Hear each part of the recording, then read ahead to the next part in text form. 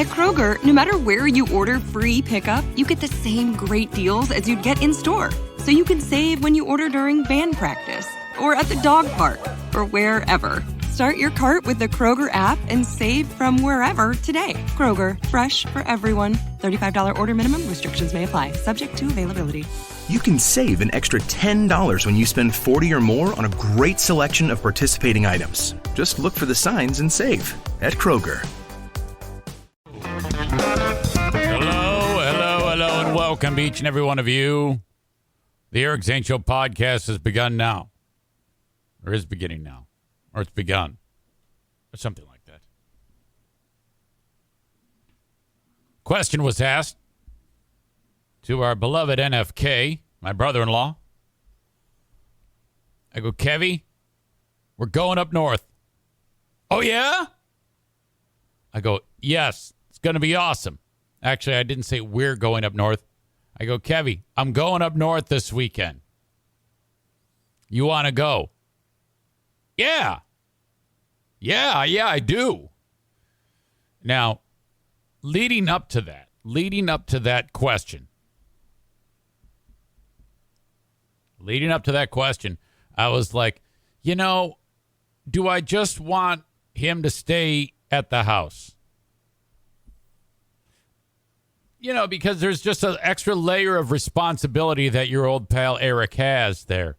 If he's walking, I have to walk with him. I have to actually hold his hand or his arm, the uneven ground. His balance is a little wonky because of the issues, no big deal. Not to mention, there's just a litany of things you got to be aware of, but no big deal. But I'm like, should I just not ask if he wants to go and just leave him here? And so I have this little battle in my brain between, in my opinion, what is right and wrong. I said, no, ask him. For God's sake, ask him. When in doubt, do the thing that's you're conflicted. When you're conflicted, should I or shouldn't I do it? Just do it. I wish I did that more, frankly. And so I go, Kevy, going up north this weekend. You want to go? Yeah, man. Yeah, shit, fuck, yeah. I go, okay. It'll just be you and I. He calls her Reddy. Queen of the Forest, Reddy, is not going to be there. She's staying here.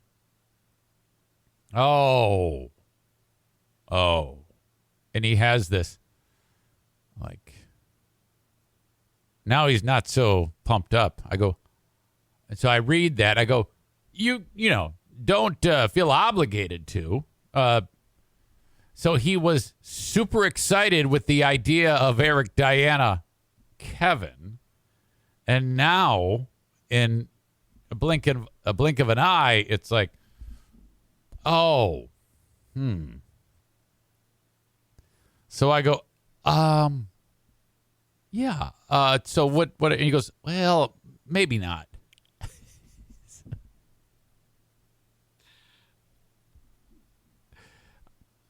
All right. And I immediately let him off the hook. I go, no pressure, buddy. Whatever you feel like doing. He goes, yeah, I might just stay here. I go, hey, no problem. I don't want to.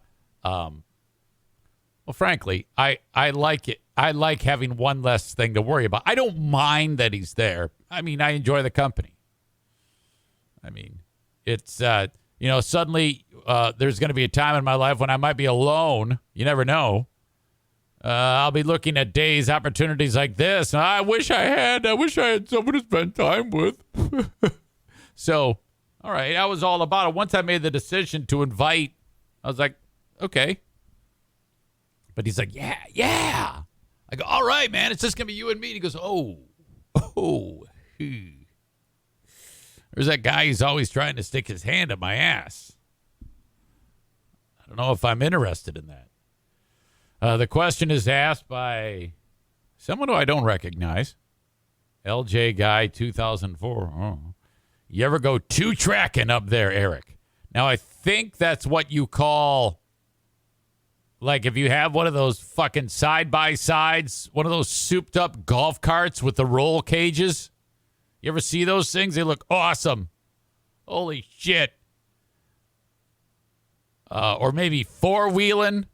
Do they still have three-wheelers? You remember when you were growing up, you had like it was like two wheels in the back and then one up front, and then if you take a turn at 1.5 miles an hour, it rolls 8,000 times and you die. I think that still happens with the four-wheelers. I don't know if anybody does four-wheelers now. I think most people buy like side-by-sides. That's what they're called. Those souped-up golf carts. Those things look awesome. No, I've never done that. However, I used to ride motorcycles up there. My dad had several motorcycles that we would bring up, these old beat-up things. We just beat the shit out of them even more. I want a motorcycle. I want to buy a motorcycle. And I think I'm going to. I just don't know when. What I'd like to do is have... this is something that would require a lot of knowledge gaining by your old pal Eric Zane, and have the ability and the skill set and the tools to actually build like a storage thing on the property to put a whole bunch of shit in. Now, I would have to strike it rich, but the dream would be to have like this almost like a garage or a barn with like a boat, motorcycles, side-by-sides, 4x4 truck, just all sorts of shit up there. Probably never going to happen. I can't even get somebody to go up there with me. So that was just remarkable. Amanda says, you sound like my ex. What? With the hand up the ass?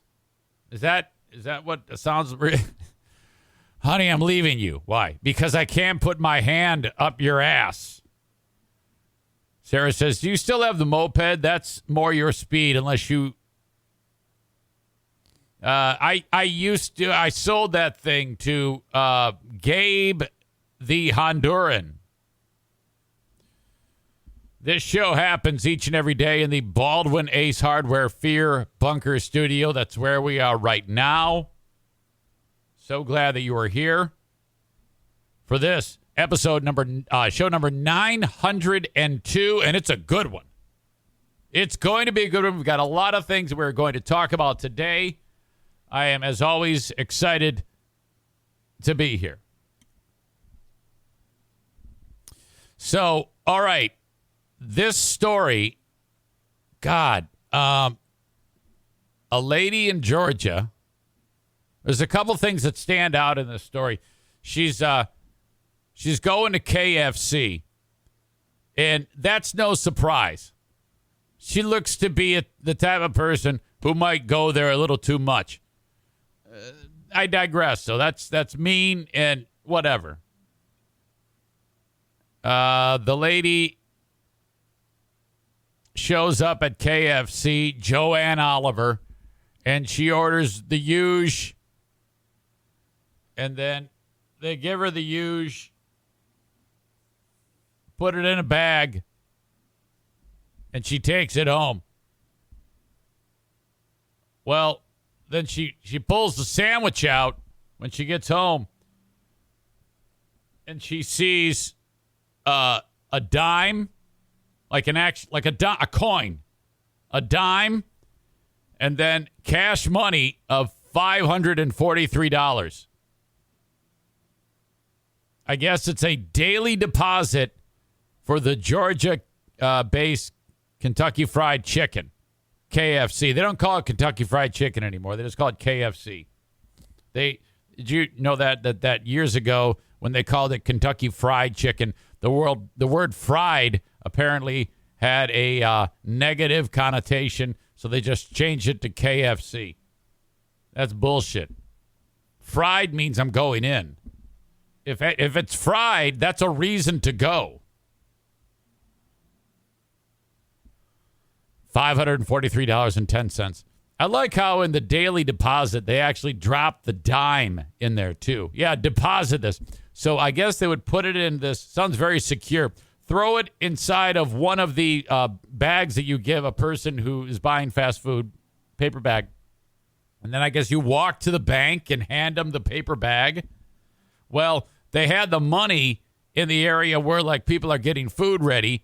And then somebody said, oh, man, great. And then just grabbed the open bag and threw the food in, wrapped it up, and gave it to this lady. So they give her the daily deposits, $543.10. That sounds very low, by the way, $543 in deposits. She discovers the cash. Here's this nice lady right here. She has called the cops.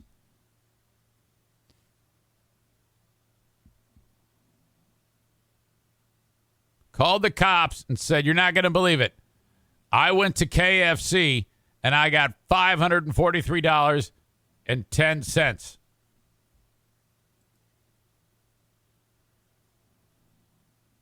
All right. She calls the cops.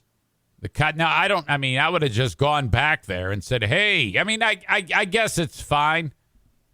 Either or, call the cops or go there and give the money. But the point is, she gave the money back. Now, I've heard enough about when you take money like that and you just spend it, and then they actually do realize that you have it, then it turns criminal. Then you're in trouble. How many times have we heard stories about people who the bank accidentally gives them money and then they go and they start immediately. Okay. If a person goes and gets $10 million added to their bank account and they're a little bit dishonest, you can't just go and start spending it. You got to wait like a long time to see if they notice. Then if they notice and you haven't touched it, you can just go, you did? Oh, really? Show me. Oh, my God, you did. Well, why don't you get that back then? Then you're off the hook. But if years go by and nobody notices and they'll notice, then maybe. But probably better off just to give it away. It's not yours. Don't even begin to think like that. Just give that shit back. She did the right thing. She gave the money back. Now, the rest of this story is, this is why you should never, ever do the right thing, and you should have spent that money. Because nowadays, if you do the right thing, nothing good can come from it. We all know that in this day and age, if you do something very simple, like if a kid sets up a lemonade stand, this just happened. And then some dude says, hey, can you give me some change? I got a $100 bill. And the kid goes, yeah, sure. And the guy goes, yeah, and why don't you keep $10 for yourself and I'll take a cup of lemonade. This actually happened. Guy gets his cup of lemonade. He gets $90 back, and then he leaves. And then it's a counterfeit $100 bill. So what you do then is you let that story take hold. Everybody feels bad for the kid. And then a GoFundMe is created. And the next thing you know, that kid has a college fund. He's got a retirement fund. He's got millions in the bank for the rest of his life. His parents were filthy rich to begin with, but it doesn't matter. It's a cute white kid. So you got to give him the whole world has to give this little fucker money. And then that's it. And then the world goes, oh, my God, this is such a great place to live. I love it here on planet Earth because we give this kid who's got ripped off. You know, I say bullshit. The lesson learned there, it is, don't give that kid all that money. The lesson is don't trust anybody. Okay? That's the gift that keeps on giving. The money keeps on giving too, but that's the day and age that we live in. So you would think that this lady would, somebody would turn on the GoFundMe faucet for her and help her out. Now, this lady who did the right thing technically. Probably not, though, because no one is now helping her. No one. Everybody is pointing out that she did the right thing. After getting lunch at KFC and discovering the cash, Joanne Oliver called the police and returned the money, the City of Jackson Police Department said in a statement. Mrs. Oliver had gone to a local restaurant drive-thru on her lunch break, returned to work to enjoy her lunch. When she opened her lunch, she removed her sandwich. She was surprised to find $530.10 in cash. Authorities said their investigation found that the restaurant's daily deposit had accidentally been placed in the bag. Not only did Mrs. Oliver do the right thing, but she saved the manager's job. The department said on Facebook, Mrs. Oliver, thank you for reminding us that we have amazing citizens here in Jackson, and it's people like you that make us great. Make Jackson great again. Okay?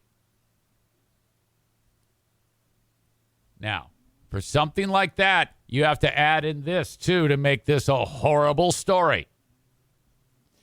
Mrs. Jackson is trying to take care of her husband, whose body is riddled with cancer, and they have $2 million in medical bills. She said, I could have used the money to pay the electric bill. Now, what more does the world need than to make a GoFundMe for this chick? Does the right thing. She's broke as a joke. She has to work her ass off while her husband is laying there, body riddled with cancer, to fight the cancer in the battle that they're not winning, I think, is a nice $2 million in medical bills. She probably makes like $4,000 a year. And she's like, yeah, just got to pay the bills. So she has a great attitude about the whole thing. She even then said, yeah, I considered keeping some of the money for a second, but ultimately I called the police. So she admits that. She says that, if you don't do the right thing, she said, if you don't do the right thing, it's going to come back on you, Oliver said. I mean, it wasn't mine. I didn't need to keep it. I'll get mine in the future. No, you won't. You will not, because the world is a cold, cruel place, and no one is helping this woman at all. Oh, my God. And not one GoFundMe. There should be 10 GoFundMes already worth $1 million each, and not a dime has been raised for the extra sweet Joanne Oliver. My God. How horrible is this?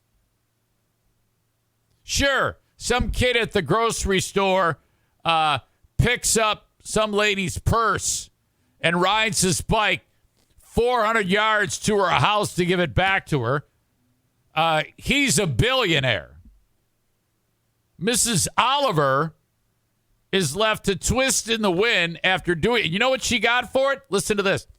KFC, you would think that it starts there. KFC gave her a free meal.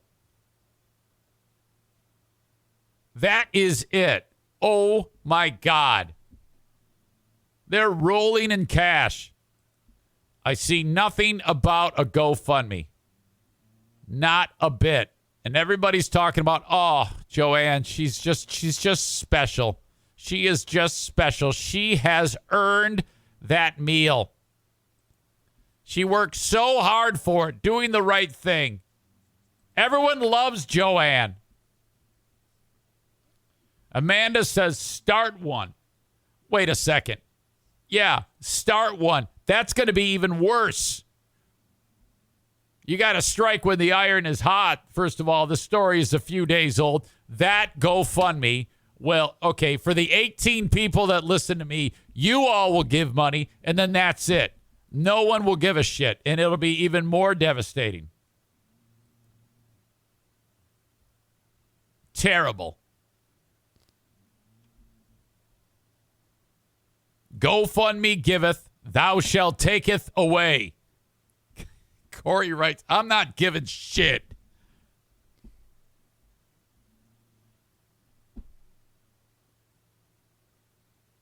Oh, my God.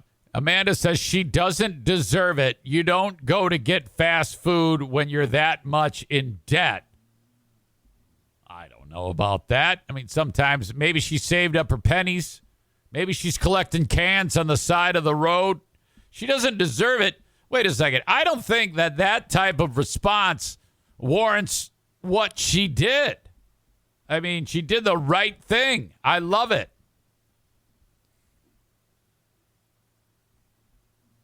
Adam says, well, if they're only depositing less than $600 from the previous day, maybe this is all KFC can afford to give. All right. So I couldn't believe that. And so now that's it. How the hell is it that there's $2 million in medical bills? My God. I mean, and if you're her, that is staggering to me. $2 million in medical bills. And the thing is, she seems to have a nice disposition with the world, probably because she realizes she's not going to pay it. You know, I mean, honestly, if you sit down after your co-pays or whatever, maybe she doesn't have insurance, which is obviously she didn't call Frank Fuss. And all right, yeah, $2 million.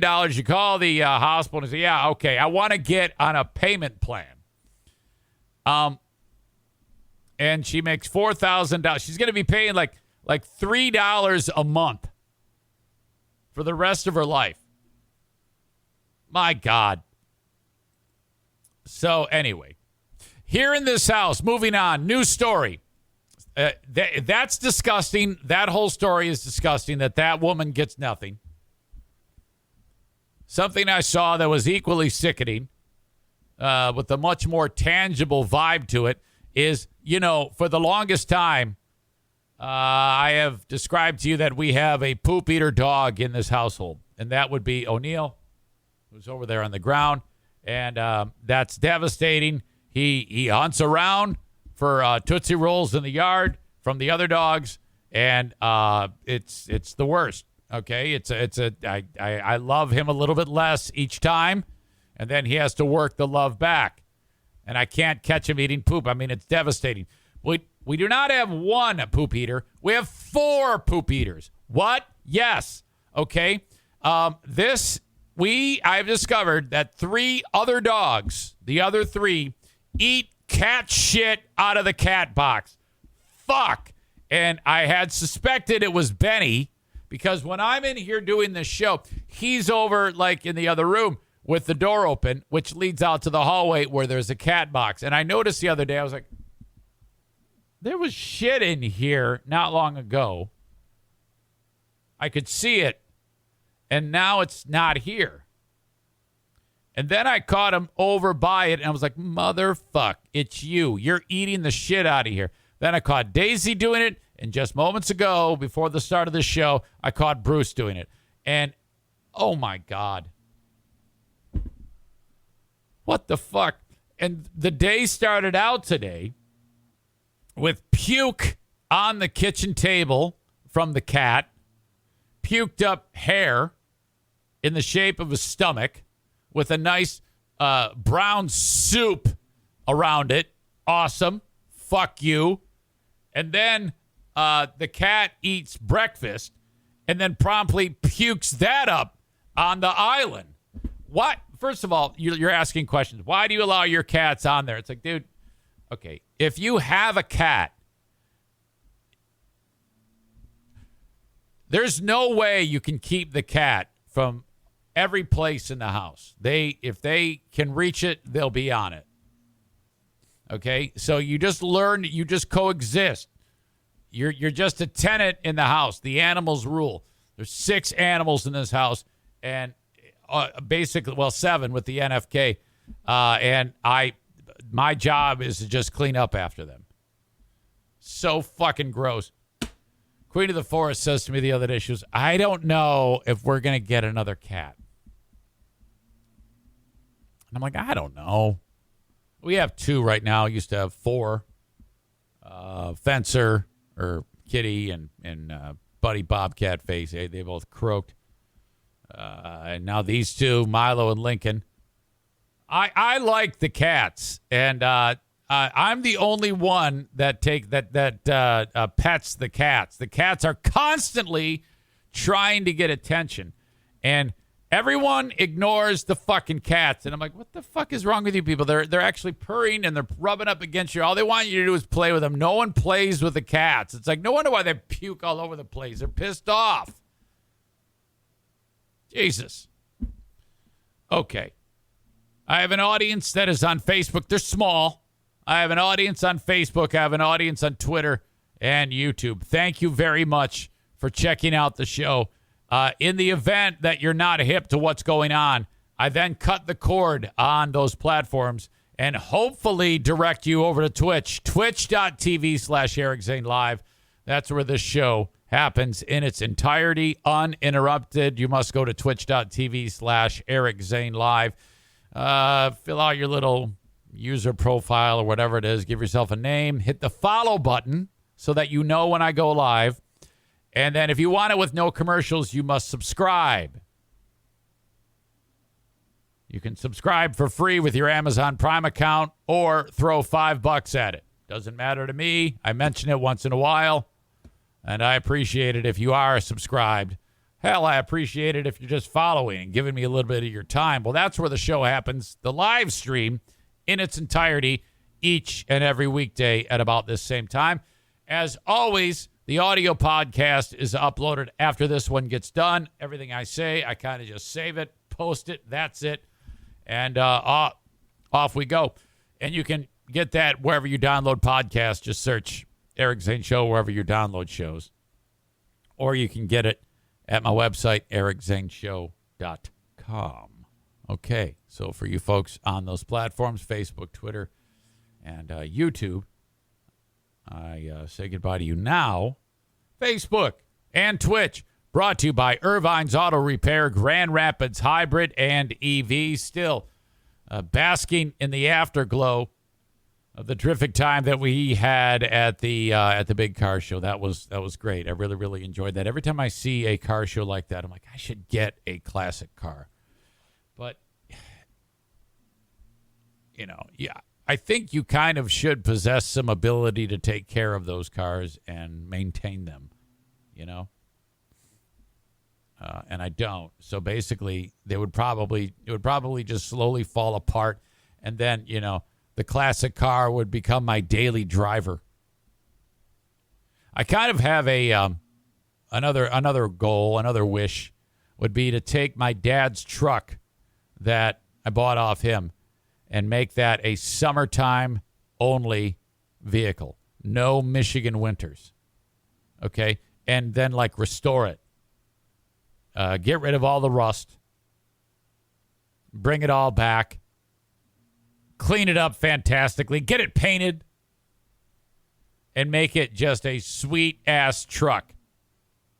20-year-old, looking good, awesome. All right? And then the idea would be to get just like a beater for the wintertime. Yeah, that's what I think I would like to do.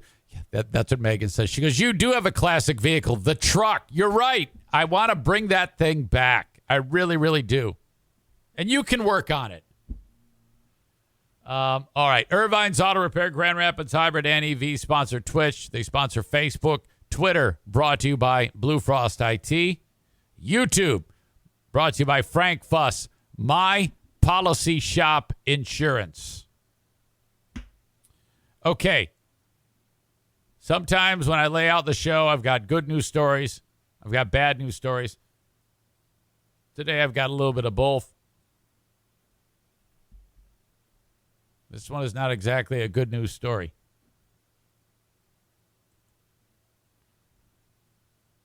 Hell, I would say the last story wasn't a good news story. Lady in the KFC. I thought that was terrible.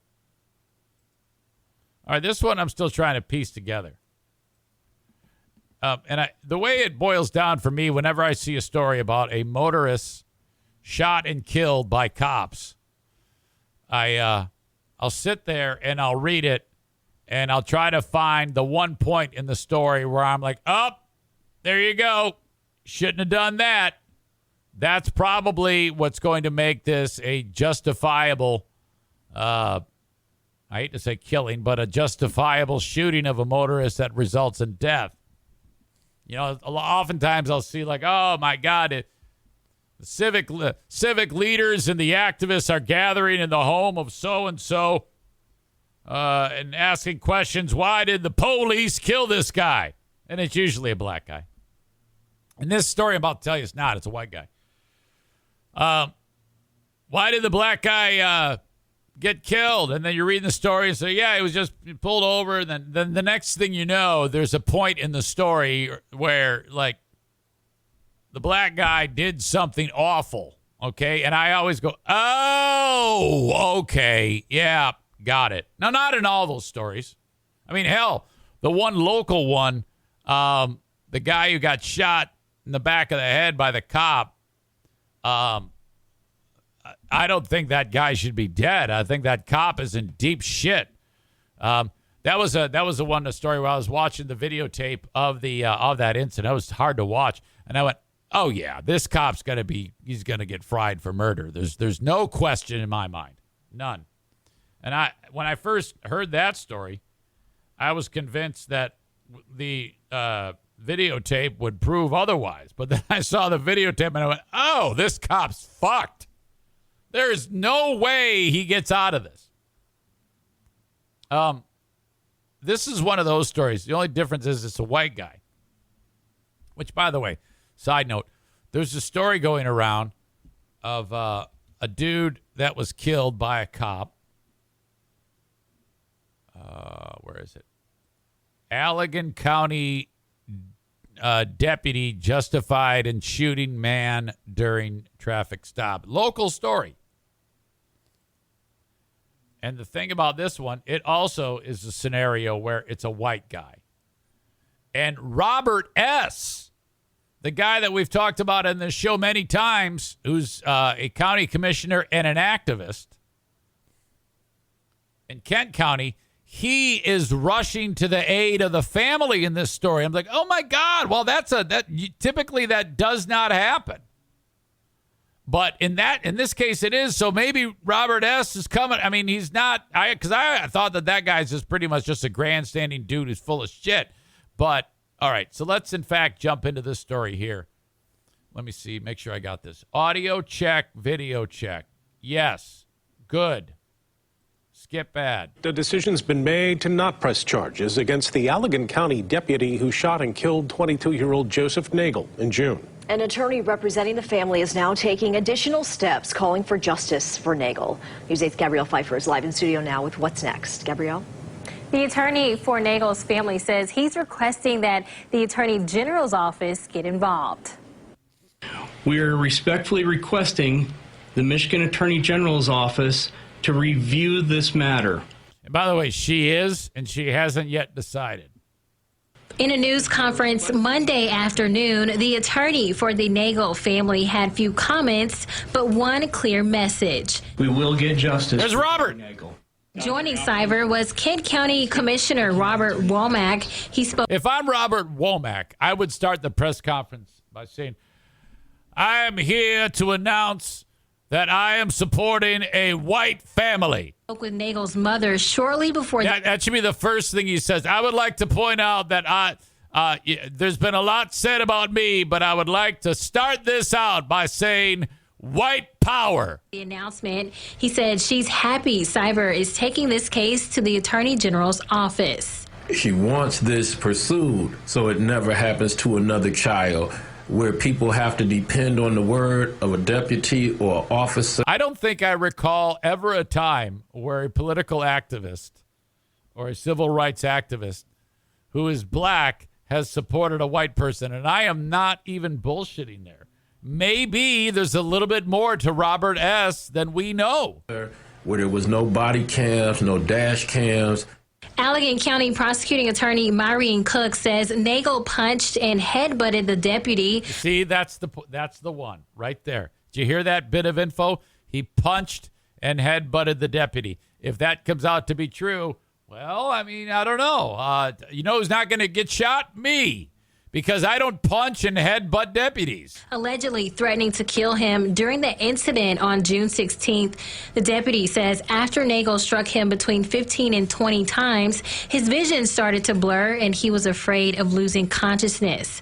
This led the prosecutor to believe the deputy was under extreme circumstances. Who's this deputy? Blind Saul? How can you get your ass kicked so bad? Justifying the use of force. Cyber Nor Womack commented on Coke's decision, though they say this has been a difficult 3 months. It's just a very heart-wrenching investigation for the family to see their son, their brother, their uncle, their loved one, their schoolmate, their friend, their co-worker villainized so bad in a police investigation.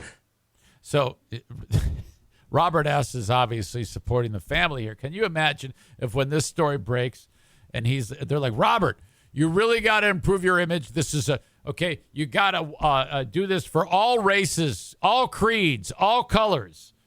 And he doesn't want to go and they have to convince him to go. And he's like, you know what? You were right. This is really making me look good. Commissioner Womack added that the family might make a statement tomorrow. We'll keep you updated on air and online with. Okay, now he's a Kent County commissioner, those latest and developments. This incident happened in I need business communication. Allegan County, but whatever. Okay, I think that helps old Robert's credibility, I guess.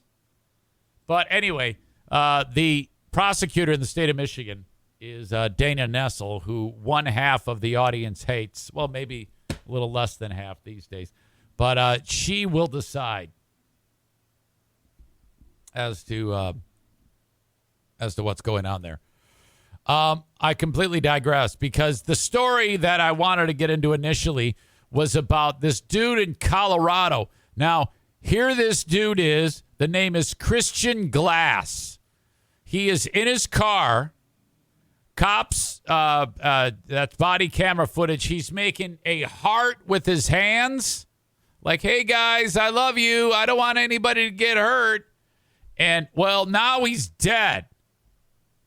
The cops shot him dead. Now, I mean, I don't know if the cops shot him because he made the heart sign at him. Some might actually say that is a reason to shoot him dead. Chronic Mayhem asks, is he okay? Hey, asshole, I already said he's dead. Quit trying to fucking square peg round hole my joke. Enjoy some time out. You'll know it when it happens.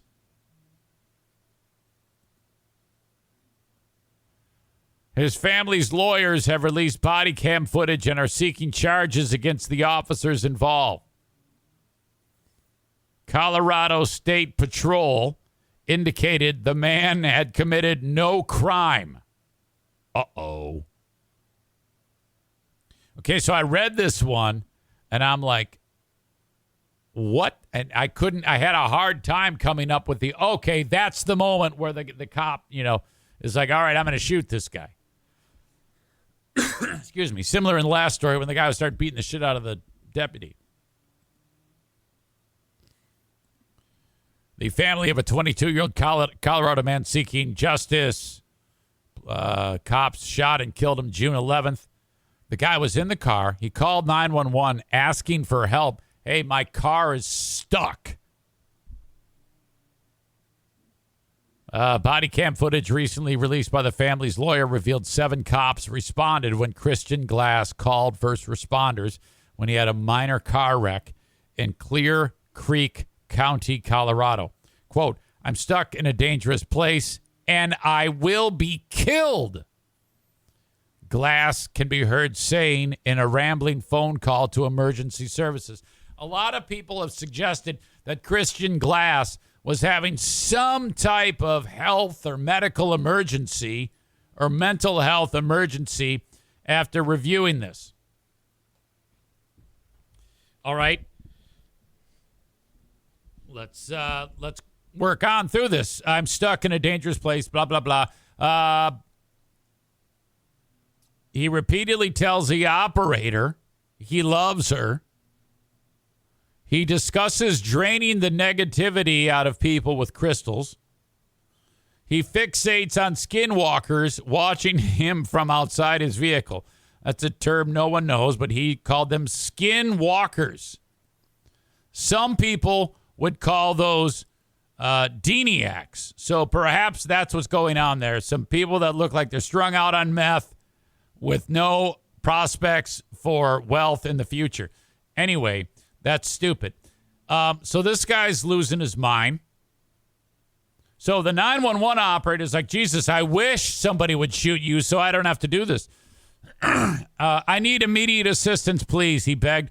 I'm going through a lot right now. The amateur geologist had 2 small knives and a hammer, Andy Dufresne, in his vehicle, which he disclosed to both the 911 operator and the cops as they arrived at the scene. He said repeatedly, do you want me to throw the knives and my hammer, my geology hammer, out of the window? Nope, leave them there. Okay. I'm not dangerous. I will keep my hands completely visible, he told the 911 operator. He then said, I understand this is a dodgy situation for you guys as well. So he's making complete sense while also talking about negative energy and skinwalkers. So he's kind of like, whatever. When law enforcement arrived,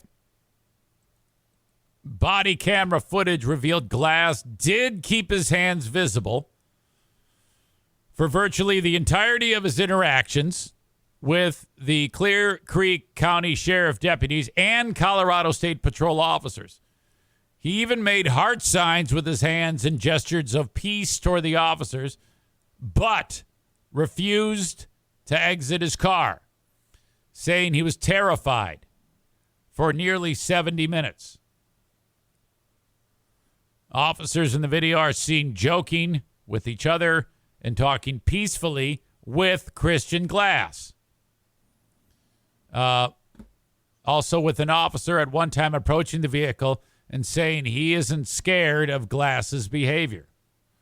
We're not going to shoot you, an officer can be heard saying.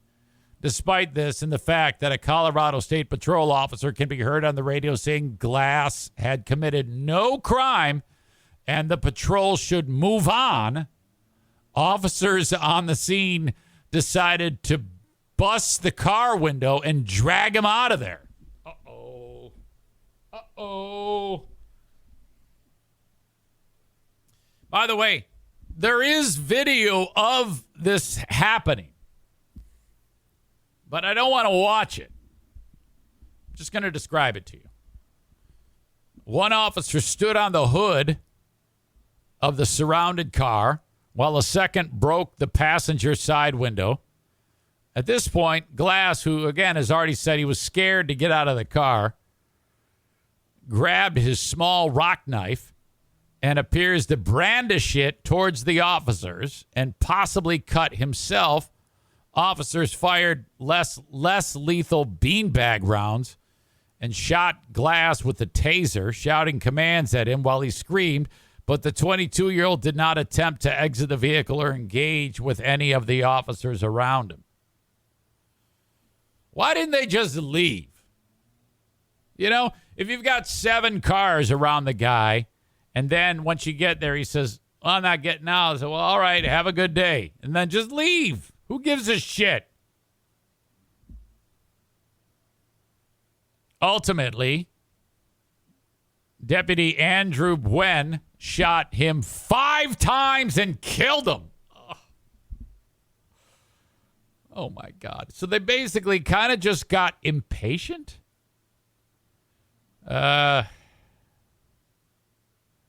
says Christian was clearly in crisis, but what that crisis was, we'll never know. Was it that he was alone in the dark and scared, or having a medical or mental health crisis? We don't know.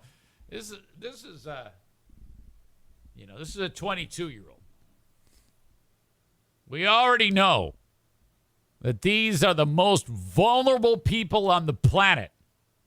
Okay? You can't do anything to these people. They will get frightened. Anyone alive who is 23 or younger, this could happen to them. In fact, it wouldn't surprise me if by the end of the year there are millions dead from this exact same scenario recurring. Glass had a history of minor depression and took medication for ADHD. He also smoked pot, which is legal in Colorado, but had no significant mental illness or history of psychosis. Phew. There's a little bit more to it. The cops did not initially respond to a request for comment. County Commissioner's Office released a statement Friday, initiated an investigation into the department's handling of the matter, calling this deeply troubling. Glass family is seeking charges against the cop who shot him dead. Oh, my God. This is fucking terrible. What the hell is going on in the world? Wow. Chris says because cops don't de-escalate. I'm guessing there's a bit of sarcasm there. These cops definitely did not de-escalate. One of you, Zintren, don't know who that is. Looks to be a name I don't recognize. Did watch it and said it is very bad. I'll link it up in the show notes, and you can check it out on your own. But I don't really want to walk through seeing some dude who didn't do anything wrong get shot dead. But if you want to check it out, there you go. Maybe do it after the show because we've got fun things to talk about. Let's see. I've got some great news about a man wrongfully convicted, I felt. I'll get to that a little bit coming up. I don't want to get to the tease. I don't want to get to teasing. It's a podcast. Don't tease there. Come on. Carl would mock you. By the way, I talked to Carl yesterday from Who Are These Podcasts. And so he was on the way to the Buffalo Bills game. I go, how did it go? Because he had me record a bunch of roast jokes for him for a roast he was part of. And he goes, don't hate me, but we didn't use it. And I was like, oh, well, I don't hate you. I was just more worried about people laughing at how stupid my jokes were. And I used some of the jokes were Jamingo's. Some of the jokes were mine. And he goes, it was too long. Everybody only got 5 minutes. And I'm like, well, why didn't you tell me that to start? That should have been the first thing. Eric, I need 5 minutes because I sent him 8.5. He goes, roasts don't go that long. I go, the fuck they don't go that long. Sometimes they go long. If they're great, which I am, they do. But he goes, yeah, our longest person was 5 minutes.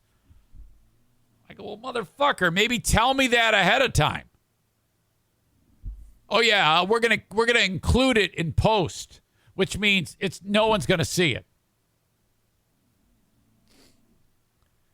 This show is available on Patreon, my extra show. I do a daily Patreon bonus podcast when this show is done. And as you know, I am always looking for more people to sign up on Patreon. If you are getting the show free right now, oh my God. Basically, you're getting 10 hours of free podcast every week. How about adding more to that so that you can have more to listen to while whatever it is you do, drive, work, I don't know, take care of the kids. Patreon.com/Eric Zane. More podcasting every week on a separate platform. Patreon. Patreon.com/Eric Zane. Go there and, okay, while you're doing your fact finding about what the hell it is, just sign up and then you'll figure it out for the month. Okay, there is a ton of content up there that I deliver. I over-deliver. I do that on purpose. Over-deliver on the Patreon. I don't want you listening to anything else other than Eric Zane related content.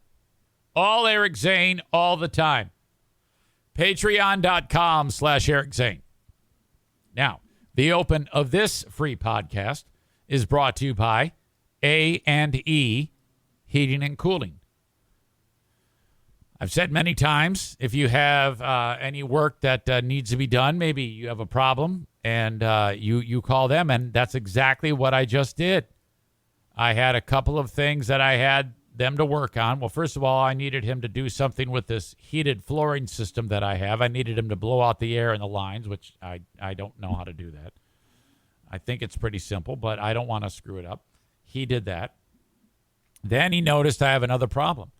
Well, I go, well, that's awesome. And then he figured it out, and he fixed it. So that is why you need A&E Heating and Cooling in your life.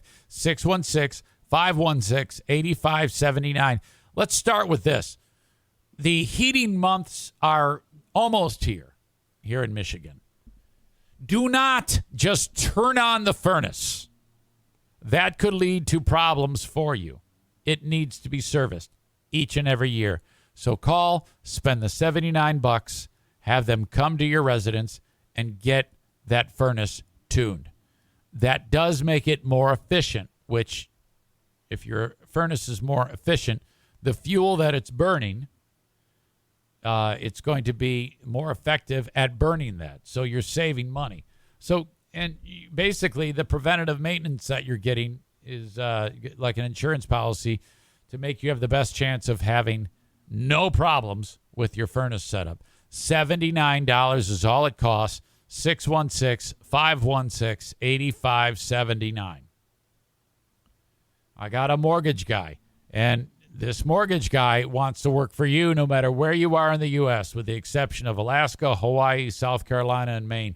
It's the Mario Flores Lakeshore team of Van Dyke Mortgage. NMLS number 3035. Call Mario. 231-332-6505. All right.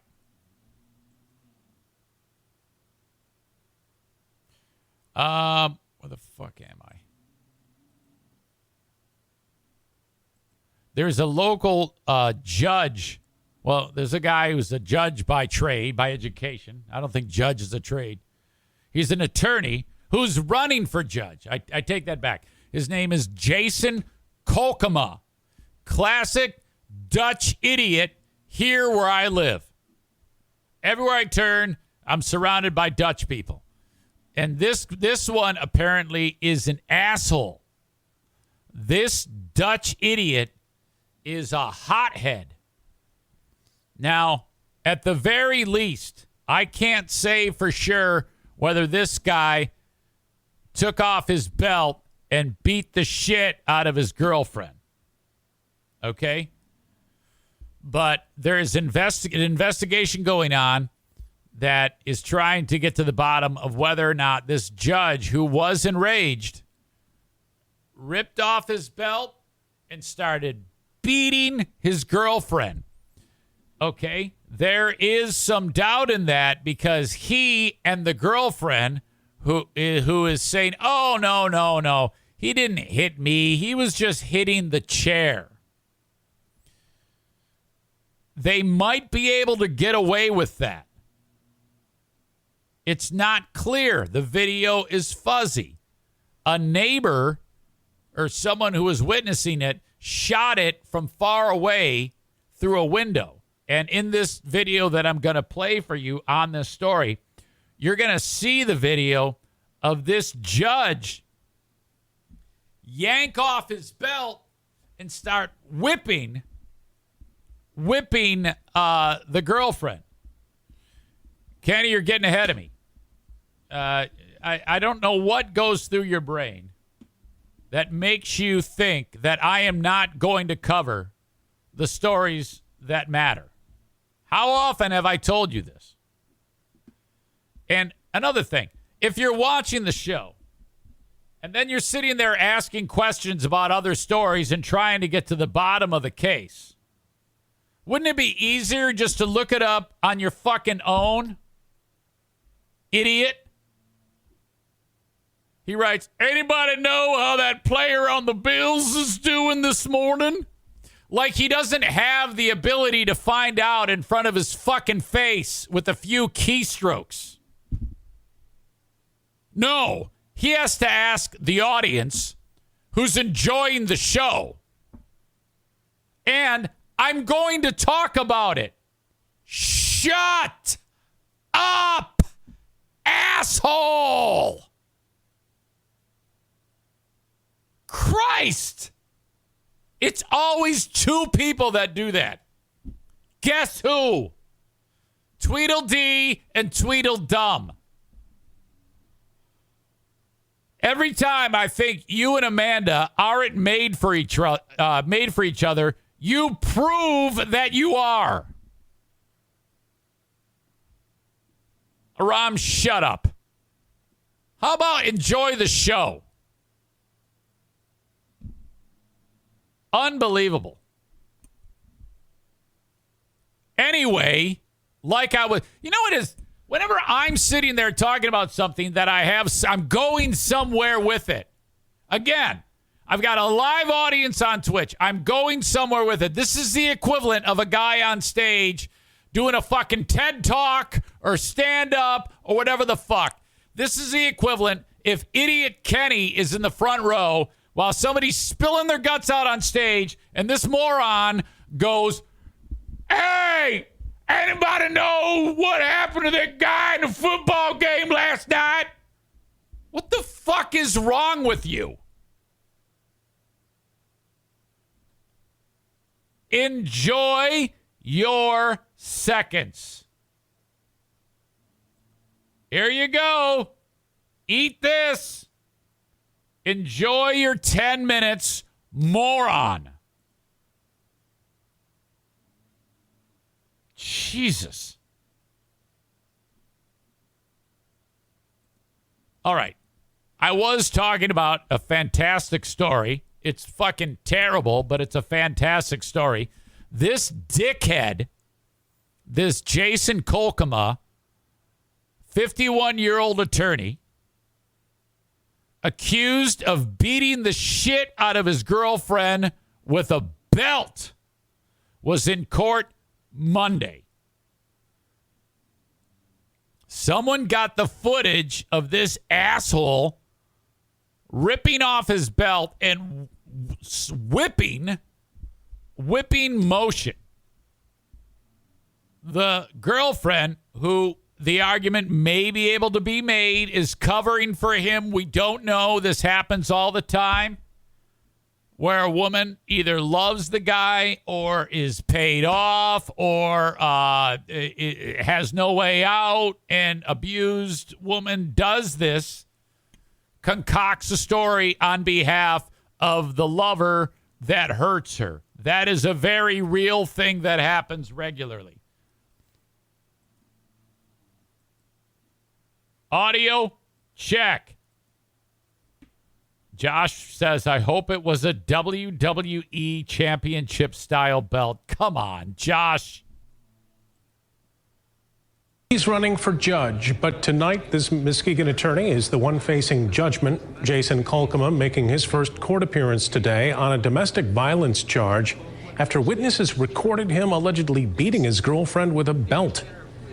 Target 8 investigator Susan Samples reports as Kolkema faced a judge for the first time, his opponents were making their voices heard as well. Susan?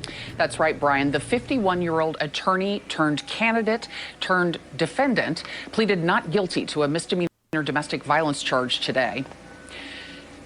This after prosecutors say witnesses recorded him in mid-August as he allegedly struck his girlfriend with a belt, though both Kolkema and the girlfriend say he was hitting the chair she was sitting on, not her. In court, an assistant prosecutor told the judge... See the arm of the chair there. The couple has had multiple documented altercations. In one case, Kolkema is accused of becoming enraged in front of his girlfriend and her child. All right, disagree. Throwing water and a... Disagree.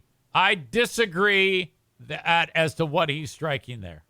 Bottle at them. Meanwhile, advocates for survivors campaigned. Wow, that was in rough. Front of the altercations in one. Well, it's lost because Susan Samples makes the comment about other things he's accused of doing. Wow, that video of him beating the shit out of her is playing. Allegedly beating the shit out of her. I want to be careful as a lawyer.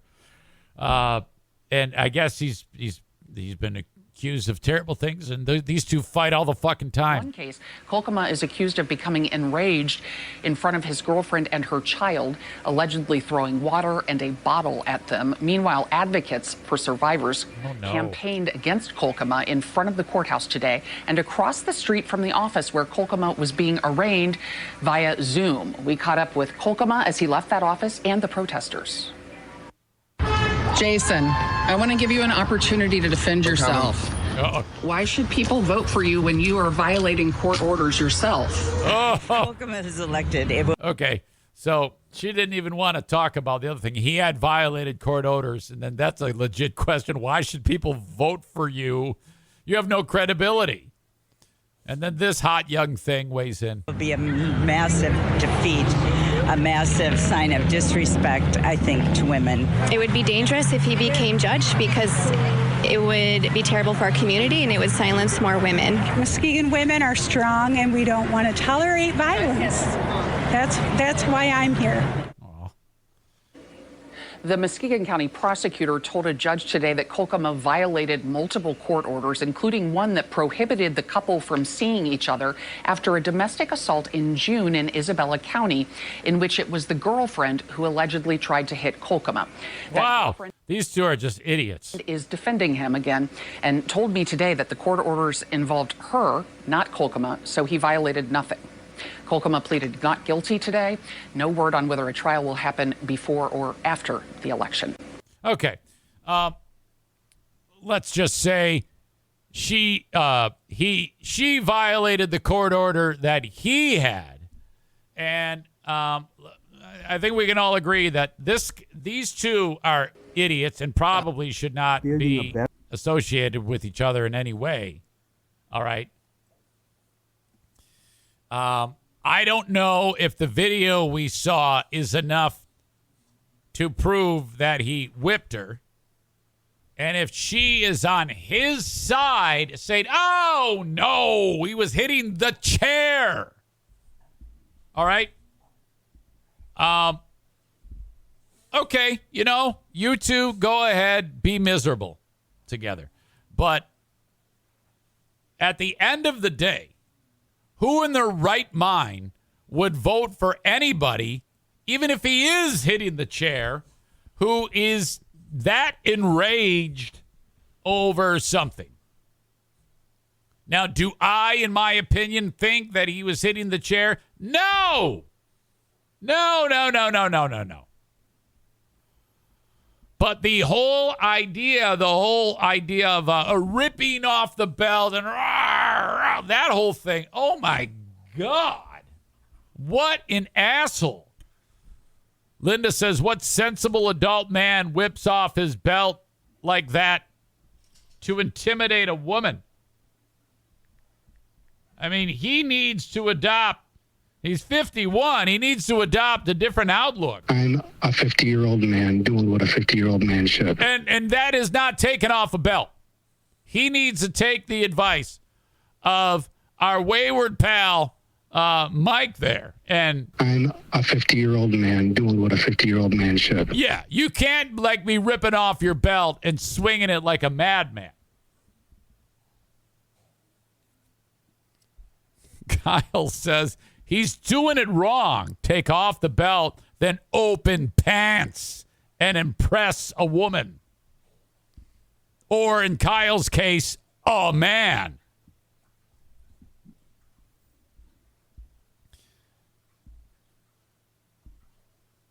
So that's a bizarre story.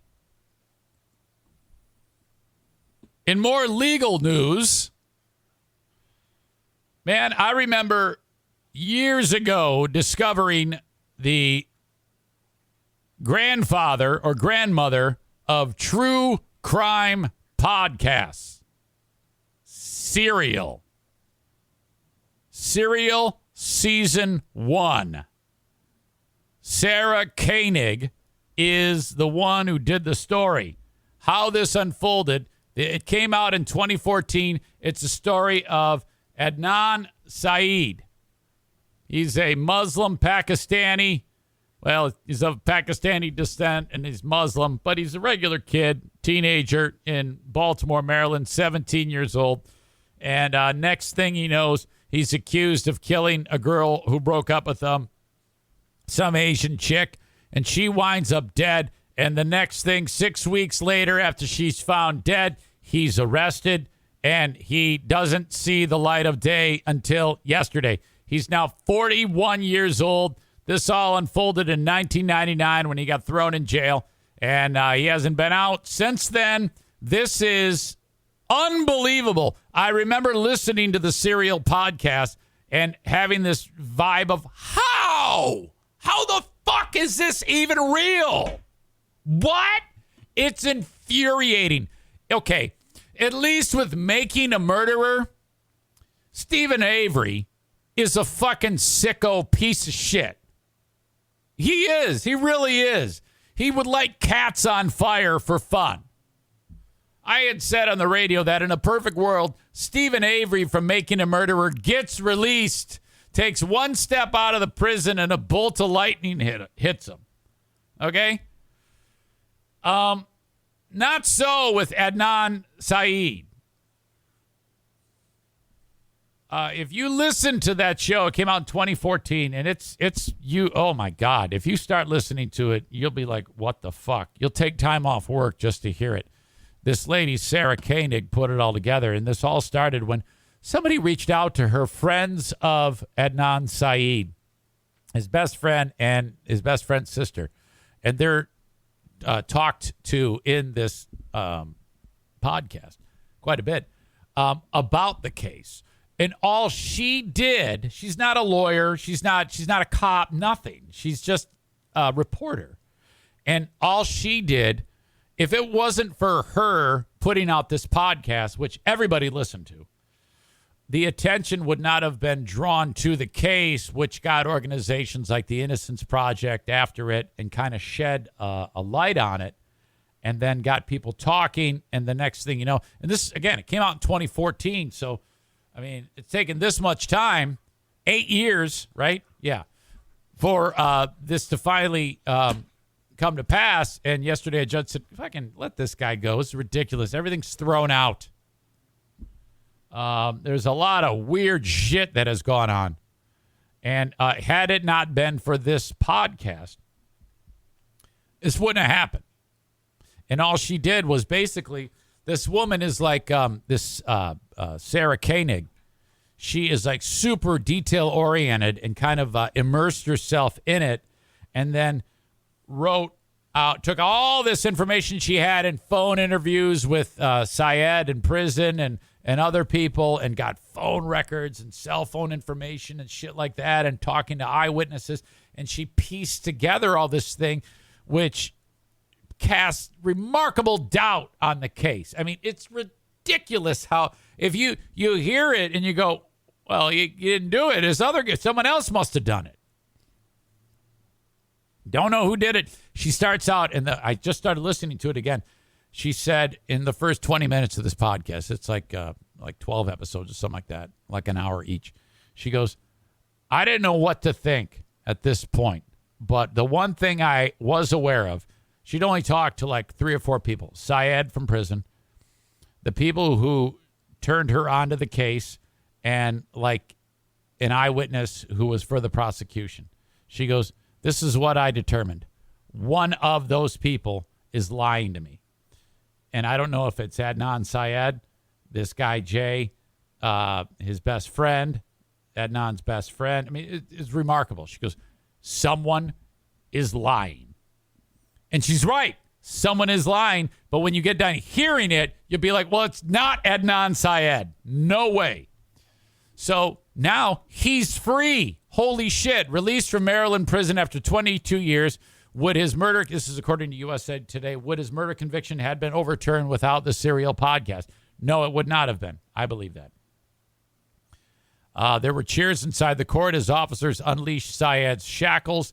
The family of the dead kid, this young chick, Asian chick, Hyman Lee. Hi, and I know you're like Hyman, H-A-E. It's not Hi. I'm sorry. It's Hay. Her name is not Hyman, Eric. Hay Min Lee. That's three names. Hay is H-A-E. Min, M-I-N, Lee. The Lee family's pissed off. They're like, holy shit, are you crazy? They think, oh, no, you got the right guy. But the judge is like, no way. The prosecution in this county in Maryland said, yeah, we are recommending to the judge that this get thrown out. This whole thing is fucked. I just can't believe it took this long. Cheers inside the courtroom. The judge ordered Syed's shackles be undone, handcuffs undone. So now he has no shackles off my feet. Free at last. I got no shackles. And there's a rap song. I forget who it is. It might be Sugar Hill Gang. In prison for over 2 decades, was led into the crowded courtroom in handcuffs Monday, walked out with none. The judge said, get this man a change of clothes. He put on dress pants, white shirt, tie, walks out of the courthouse. He's looking to score some pussy. His mother and other family representatives left with him. The move came after prosecutors said they no longer have faith in the original case. People, the followers of the Serial podcast, have been saying for years, if I'm the prosecutor and it's however many years ago, 8 years ago in 2014, and I hear that, I'm like, oh, fuck. I would have done it then. I would immediately done it right then. It's that convincing. The podcast concluded when it finished. Sarah Koenig, who is the one I mentioned earlier, said she was not sure, though, who killed Hyman Lee. But as soon as I heard the information, I believe that he didn't. So that's crazy. The woman who made it even said, I still don't know who killed Hyman. That's enough doubt, though, cast on it to make other people say the same thing. The ambiguity captured national attention as Koenig examined glaring problems with both Syed's defense and the prosecution's case. She made a point earlier that the defense attorney for Syed, she accused the defense attorney of throwing the case, which she talks about. Explores shoddy cell phone data, inconsistent timelines, ignored witnesses, and other possible suspects. Syed was sentenced to a life in prison plus 30. He's maintained his innocence since he was 17. Experts say the vast majority of prisoners don't have such opportunities, making their struggles even more difficult. Syed's case and the doubts around it captured national attention. Let's see. The true crime frenzy around Syed is one of the most high-profile examples of podcasts, TV shows, and media reports casting serious doubts about previously obscure convictions. But until recently, Syed remained in jail with few legal options left. That changed when Baltimore state attorney filed a motion to vacate the conviction on Wednesday. We talked about it right here, saying that a lengthy investigation uncovered new evidence that could undermine the 2000 murder conviction. There's more about how that comes to play in the story. There's a new 4-part documentary called The Case Against Adnan Syed. Offers a fresh look at evidence and the latest developments. And that actually might be old, that HBO documentary. But now they're saying that the judge said that the prosecution has now 30 days to figure out if they're going to try him again. So what Syed does is he goes home and he has a tether. He's got to stay GPS monitored because he's not necessarily out of the woods. So now today marks 29 days left for the prosecution to file anything to possibly charge this guy again. They feel that there was information by the prosecution that was known and was not revealed to the defense. You have to show, hey, we have this in our possession. if it was anything to that could exonerate him or cast doubt on it, and that's what a lot of people are saying that they had in their possession, they didn't make it known. I mean, my God, that's fucking crazy. I don't normally like to say, hey, listen to another podcast, because, fuck, I want you to listen to me. I want all of your attention, okay? Which is why I get mad at Kenny when he's talking about shit that I'm going to talk about later on in the show. Pay attention to me, damn it. But I am urging you to listen to the first season of Serial. Every new season is a new case. But the first season, oh my God, fuck. Maddening. But so I didn't, honestly, because you oftentimes hear about people just rot away in prison despite piles of evidence that cast doubt, or lack thereof that cast doubt. I did not expect this to happen. So when Megan sent, well, I heard about last week that they're thinking about it. And then Megan sent it yesterday. About, holy shit, Adnan Syed is out. Remarkable. What would you do? I mean, can you imagine if, let's just say, for the sake of this argument, that Adnan Syed didn't do it. If I'm in court in 1999 and they find me guilty, I can just imagine what my reaction would be. The disbelief. I wouldn't even know what to do with myself. And then the amount of time to have the resolve, because you figure from 99 to, well, she started making the documentary in 13, the podcast. And she Sarah Koenig researched him for 1 year to wrap her. She has actually more knowledge and makes a stronger case than any lawyer about this particular case. If you're Syed, so that means you got to spend 13, 14 years pissing away your youth in prison with no prospect of getting out. So you miss all of those important moments. You don't graduate high school, you know. I mean, it's remarkable to me. And then you add on 8 more years after the show airs, and here he is now, a middle-aged man, and nothing to show for it. I take it back. You know what it is? While he's there, he probably got an education. He's probably wise beyond his years. He's probably incredibly patient. But if that's you, and you are wrongfully convicted, I know that in some states you can sue, but there's actually caps on the amount of money that you can be compensated. Oh my God.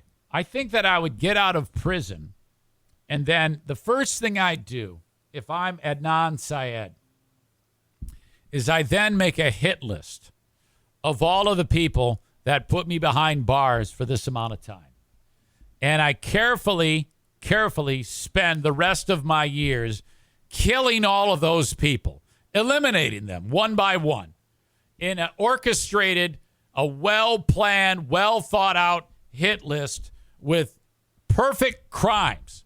No one can catch me. I'm talking poisoning, strangulation with piano wire, hand grenades, claymore mines, arson, you name it. Cut the brake lines. We're doing it. These people are going down. If I don't have a pot to piss in and everybody thinks I killed somebody, fuck that. I'm taking people out. Those are all jokes. Please, no one hold it against me. It'd be tough to not feel that way, though. Chris says, already did the time. Might as well do the crime. Fuck yes.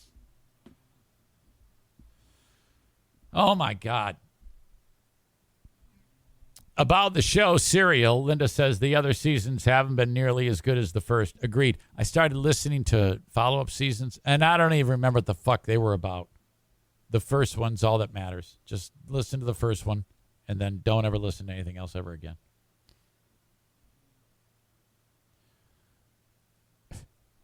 Florida Man 0814 says the first thing I would do, send a bobblehead with its head snapped off to the prosecutor.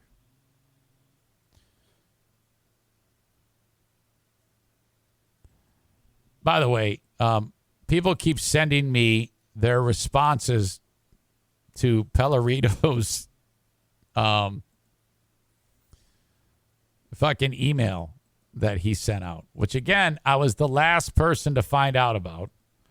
But people who he sent it to, it didn't get received. It didn't have the impact that he desired. Well, I don't know. Maybe it did. I think his plan was just to get it in my possession. So I guess it worked. But Eric writes, Stalkerito, dude, fuck off, you pathetic loser. Get a life. Stop emailing me. Blind Saul says, well, if you don't like the show, you certainly don't have to listen. I don't understand what all the bickering and division is about. Well, Saul might not be up to speed on everything that's going on there. I don't think Mike listens, but maybe he does. Nate R. writes, childish, controlling behavior from people who will never have anything of their own. Yes, including a mortgage payment. All right. I got a kick out of that. If you want to send me the responses you sent off to Mike. I'm a 50-year-old man doing what a 50-year-old man should. I'd be anxious to see those. Very cute.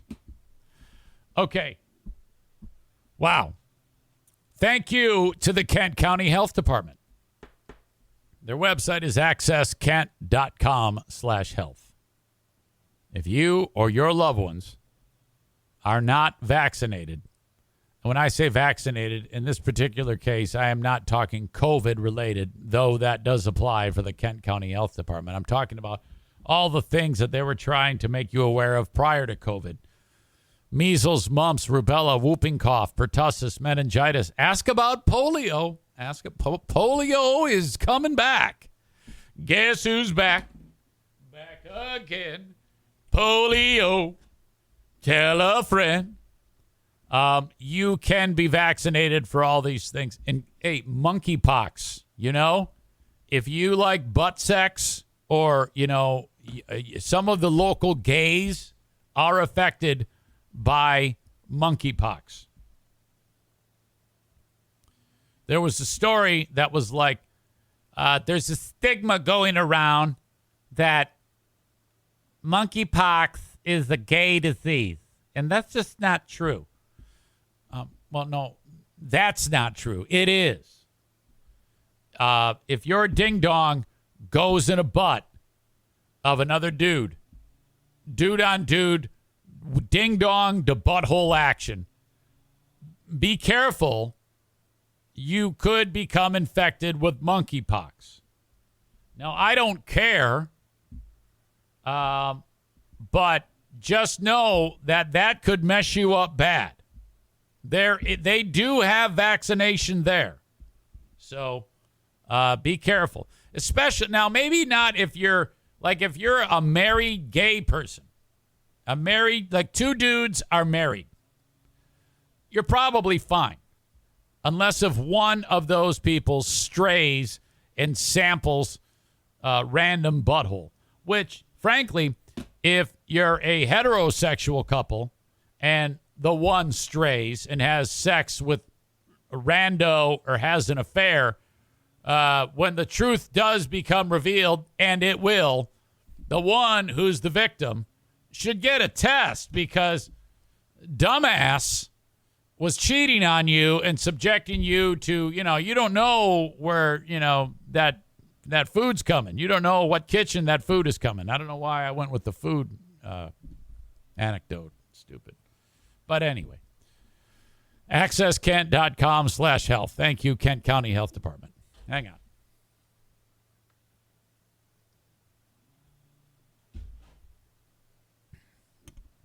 We got any lurkers here?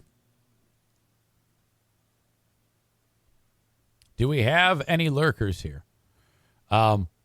Starting to get an idea that some of our wayward friends who were part of the great Zaniac exodus are starting to come back to the pack. Now, they don't have the nerve to show up under their first screen names, so they're showing up under different screen names. I did see last week the multi-talented Lisa Kay showed up, and I think it was right after Mike's Garden of Listeners sequel, Garden of Listeners 2, Unabomber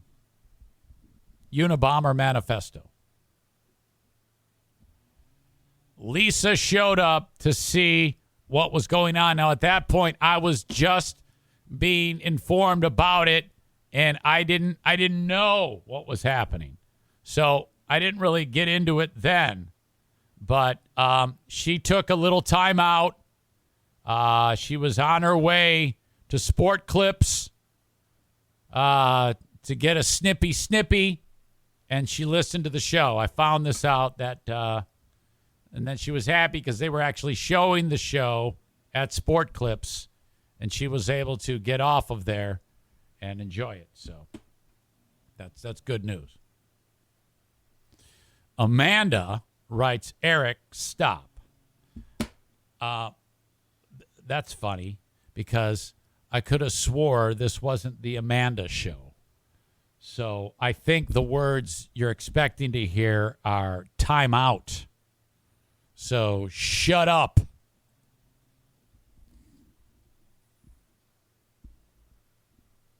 Thank you, though, for being here. Appreciate that. You do realize that I'm the big swinging dick here.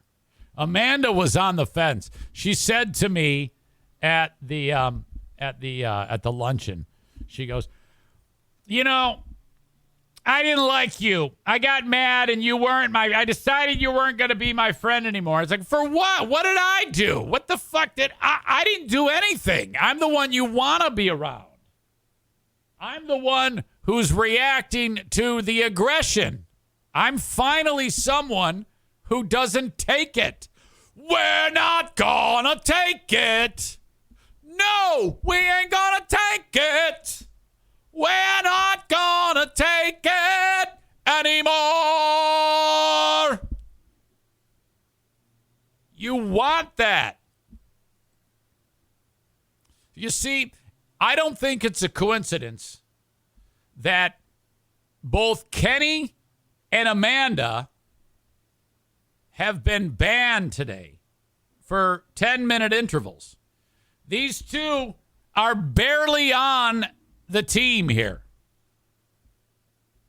They also still associate with those pieces of shit. So, you know, there's a little bit of suspect behavior going on.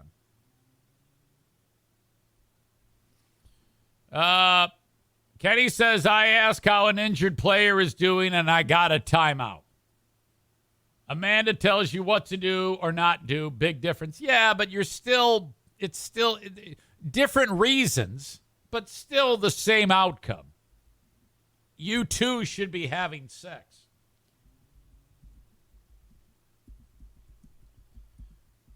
We're not going to take it. Karaoke.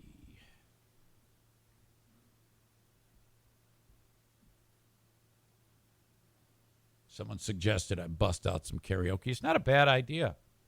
It sounds a little internet-y when you have it on the live stream, though. And I hope I don't get muted, but whatever. I don't even care. Whoops.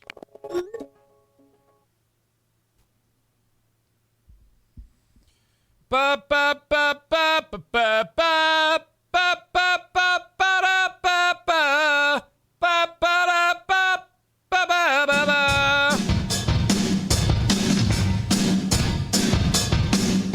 We're not gonna take it. No, we ain't gonna take it. We're not gonna take it anymore.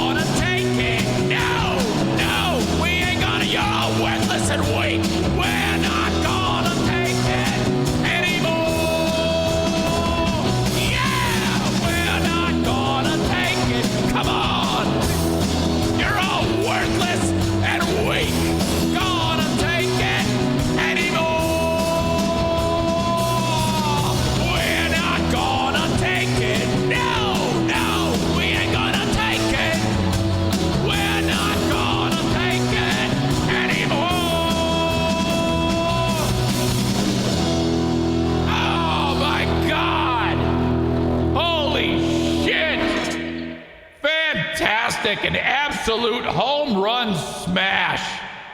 Oh my God, am I great? That was awesome. Holy shit. Thank you. Thank you very much for your support.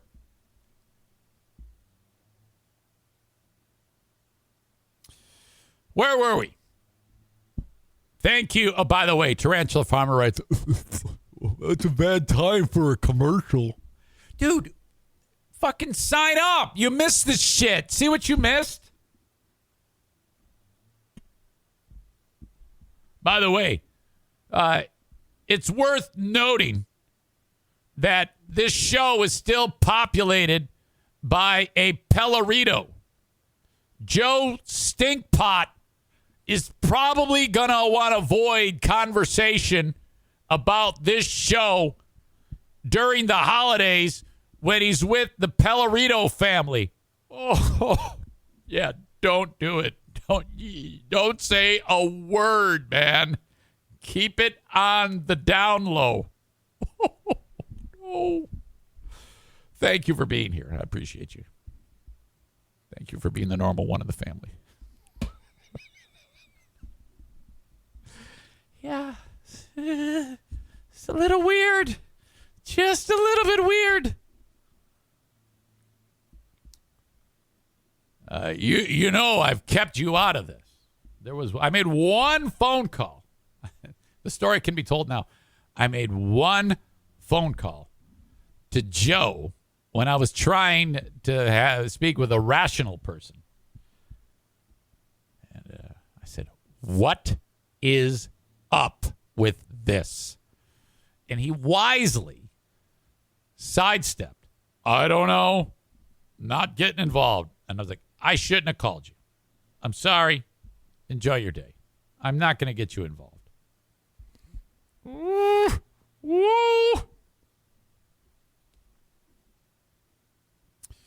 We're not gonna take it. No, we ain't gonna take it. Okay. Gift of Life Michigan. GOLM.org. Or go to registerme.org. If you're within the state of Michigan, go to GOLM.org. Takes you 2 minutes. Fill out the form. If you die, your organs are harvested.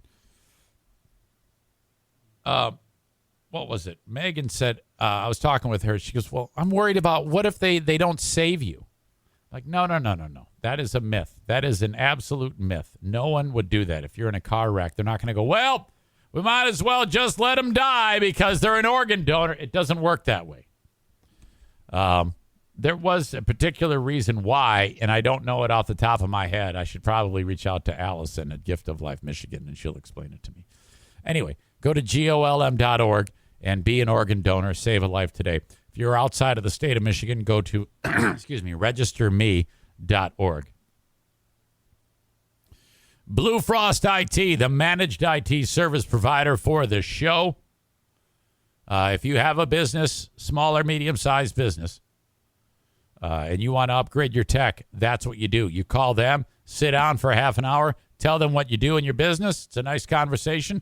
He comes up with a plan for how you're going to upgrade your tech, and he helps you every step of the way. Alan from Blue Frost IT, the absolute best. Okay. Prepare to get your mind blown. All right? Once again, from my favorite site online, Quora.com. The question was asked. This is the same site that said, could you and 30 of your friends beat up a silverback gorilla? And the answer was no. You can't. You'd have 31 dead people.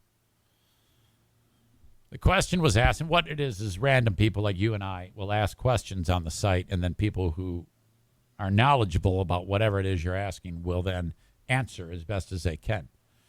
The question was asked, are we likely to find intelligent life elsewhere in space one day? So this is a little celestial excitement for you. And, when it comes to what I've talked about, the vastness of space, the sheer numbers of galaxies and stars and planets, it's almost uncountable how much there is out there. This was the response. Are we likely to find intelligent life elsewhere in space one day? The response was this. Since us, recently received what's known as a narrow band signal from the nearest star system to our own, it's possible we already have. Now, I've never heard any bit about the story. Now, from time to time, you'll hear a story, and I'll talk about it, when they're like, oh, radio signals coming from space. And then it's like, well, wait a minute. When you get further into it, they reveal that the radio signals are many different wavelengths and coming from a thing known as like a pulsar or a quasar, which is involved with star destruction and energy emitting out of the disrupted star that is disintegrated or gone supernova, and those radio waves are just getting to us. That can happen. So it's when you hear radio waves, you're thinking, what, is someone talking to us? No, that's not it at all. However, in this particular one instance that I'm about to describe to you, there's some details that make this so that the hairs stand up on the back of your neck. We recently received a narrow band signal from the nearest star system to our own, Proxima Centauri. That's Latin for close star. It is possible that we already have confirmation of intelligent life elsewhere in space. The signal became known as BLC1, which stands for Breakthrough Listen Candidate 1. Or they also called it Great Discovery Candidate to be Heard 1. It's a very wordy title. These nerds don't do so well at naming shit. In a free translation, the signal was detected for 30 hours and originated, as I indicated, from Proxima Centauri. This is what it looked like. They actually have a picture of what this looked like. There you go. That's it. No big deal. It doesn't look like much. It looks like a bad San Diego or Los Angeles Chargers logo, but that's the actual frequency of what we're talking about here. Now, how do I get rid of that? All right. Anyway, more on this. So what, you ask? Or so what, you say? And you're asking, like, what does this even mean? The signal was emitted at 982.002 megahertz. Here's where it starts to get more interesting. And there is nothing natural that emits anything remotely resembling such a narrow band of frequency. That is, this signal must be technological. Now, that doesn't necessarily mean that there's something we don't know that exists in the known universe, in this case from that star system, that can create it. But based on everything we know about frequency and waves and megahertz and radio, this particular very, very narrow band frequency cannot be made by something in nature. It can only be made by something technical or technological. Quote, we know of no natural way of compressing electromagnetic energy into a single frequency band. You know, it kind of just blurts out in a wide band when it comes from something that I described earlier. Supernova, pulsar, quasar, things like that. Black hole. Perhaps some as yet unknown exotic quirk of plasma physics might be a natural explanation for radio waves, so temptingly concentrated. But for now, the only source we know of is it's technological, said smart guy from the University of Berkeley. Then it says, want to know something even cooler? Proxima Centauri is part of a rare triple system, 3 stars, and is a red dwarf, the type of star that lives the longest. Also, NASA has already determined that there is a terra firma planet, a rocky planet in its orbit that is in the Goldilocks zone. Not too cold, not too warm, acceptable for water. Finally, most fascinating of all, the Doppler shift of the signal, known as BLC1, only grew during the observation period, which means that whatever technological device emitted it, it was moving.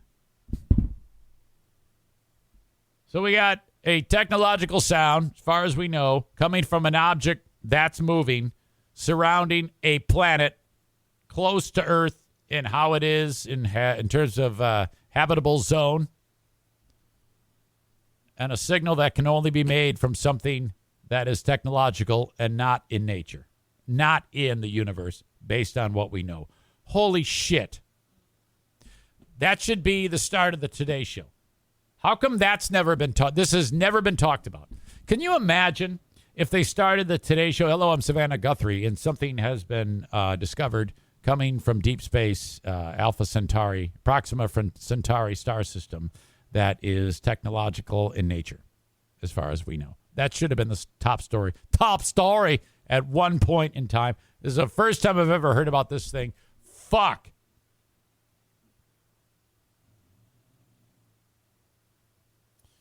Other naysayers weigh in with this exact story, with their own story. Mysterious radio signal from Proxima Centauri was definitely not aliens. Then they said the signal appears to have an earthly origin. So already on the follow-up on Cora, people are saying, no, that came from us, asshole. I choose to believe that there's a fucking alien like E.T. sticking his finger out and it's glowing, pointing at us. I do not believe any of your nonsense that we did that. Shut up. I sure hope not.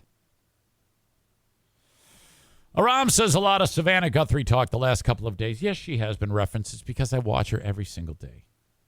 Okay? And thank God that we are today done with Queen talk, okay, for the most part.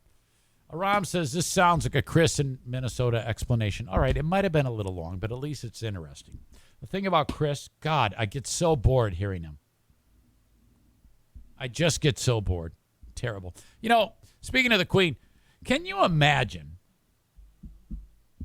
if, like, today is the first day that the Queen is in the ground and the King is like, all right, now I'm in charge. And he dies?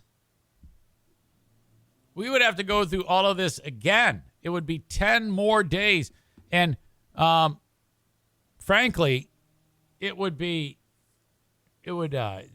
wouldn't be nearly as upset. I mean, if you think about it, it would be a real a bummer for anyone that's like related to the King, because the 24-hour line for the Queen would probably be like fucking Speed Pass at Disney.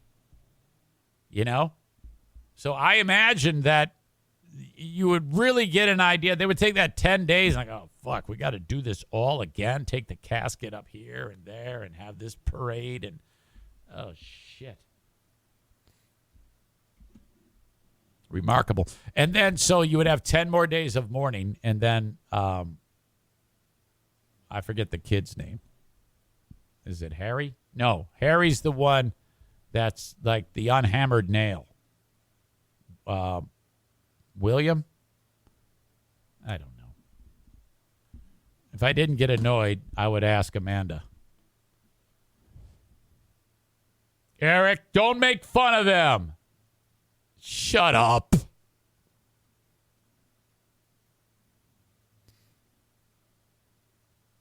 All right. Boy, a lot of stupid going around in this story out of Arkansas.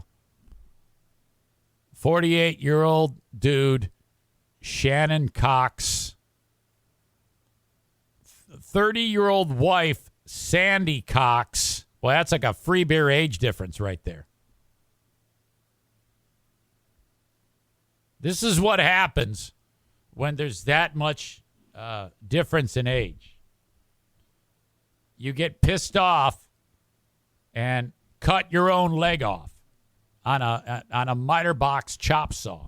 That's what the dude Shannon Cox did.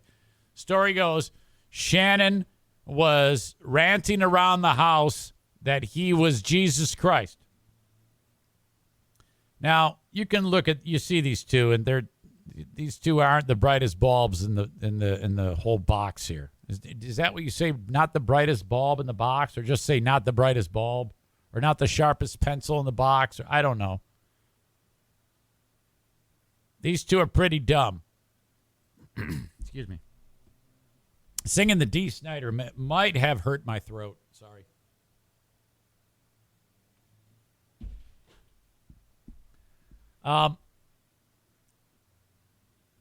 Sandy's going, oh my God. Shannon's losing his mind again. He's marching around the house saying, I'm Jesus, I'm Jesus. They've got a 5-year-old little girl. Then Shannon flips the script, Shannon, the dude, flips the script and starts saying he's the devil. And then that's all that Sandy, the wife, needs to see. And she's like, that's it. I'm gone. And she leaves. Now, she's pretty stupid because who would, in the right mind, would leave their 5-year-old alone with a guy who's stomping around, making terrible threats, saying, I'm Jesus, I'm the devil, and being threatening? Who would leave the 5-year-old alone with that guy? But the wife did. Sandy left the 5-year-old alone with Shannon. And then Shannon said, all right, come here, gather around. And got the 5-year-old, the little girl sitting there. She's playing with her stuffed animal. And he calls her out to the garage. He lays his leg on the miter box chop saw. Are they the same thing, a miter box and a chop saw? I forget. I think they are. He fires that fucking thing up and cut off his own leg. And so you know how it is when you got like too long of a piece of wood, you cut it and then it falls off if you don't have the sawhorse's there or whatever. So he cuts off the leg and the blood goes flying everywhere in the fucking saw, spattering everywhere. Severs his major artery, cuts through his knee, his leg, everything. The leg goes flying. The 5-year-old, okay, now she's ruined for life. She's going to be a serial killer. Can you believe this? The authorities showed up. The ambulance, they pick up the leg. They take the guy to the hospital. They arrest both of them. Oh, my God. And now this 5-year, what a fucking nightmare. In a lot of ways, it may have been better just for Shannon to just kill everybody. I don't want to say kill the 5-year-old, but the 5-year-old is going to go on to become a serial killer now.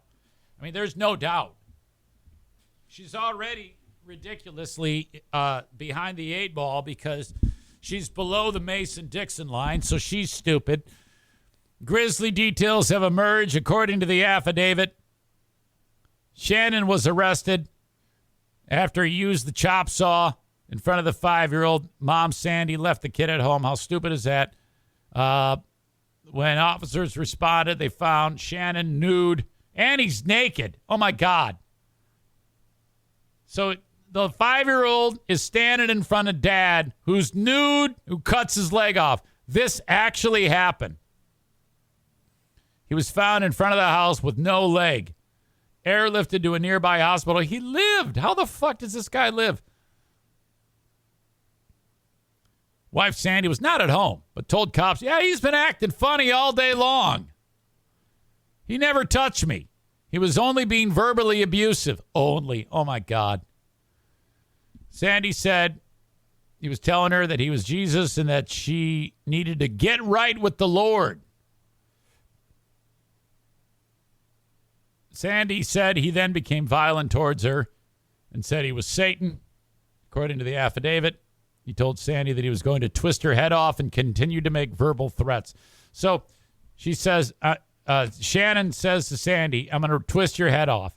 And she leaves the 5-year-old with the guy. What a fucking idiot. She left the residence because she was scared Shannon would kill her, went to stay with a friend, left the daughter at home. When I asked Sandy why she didn't take her daughter with her, she said she was worried about Shannon killing her and wasn't worried about her daughter, wrote Corporal Jason Briscoe. So this is a stupid woman. The daughter was interviewed by the local CASA organization, Child Advocacy Center, confirmed she was present at the time when dad cut the leg off. She still appeared to be in a state of shock and was recommended she undergo counseling before further interview attempts. Oh, my God, that poor kid. Shannon and Sandy have both been released on a $10,000 bond. Shannon with a noticeable limp. How the hell is this even possible? That's why you don't marry young women. Shannon was probably fine before he married the young woman, and she drove him crazy. You're supposed to marry within your age range. It's a real problem when you don't. Holy shit.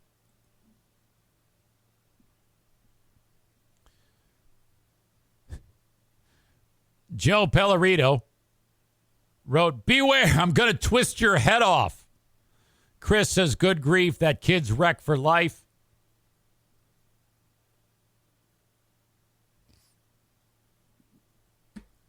Kyle Ryan says it's referred to as the Donna Dixon line. Don't you watch Family Guy? No, I don't. I should. It's a great show. I have. I love it. All right. Absolutely bizarre. Okay, we are moments away from the world-famous asshole of the day. Do you have any suggestions on the live stream? Send them now. I will look at them in a moment.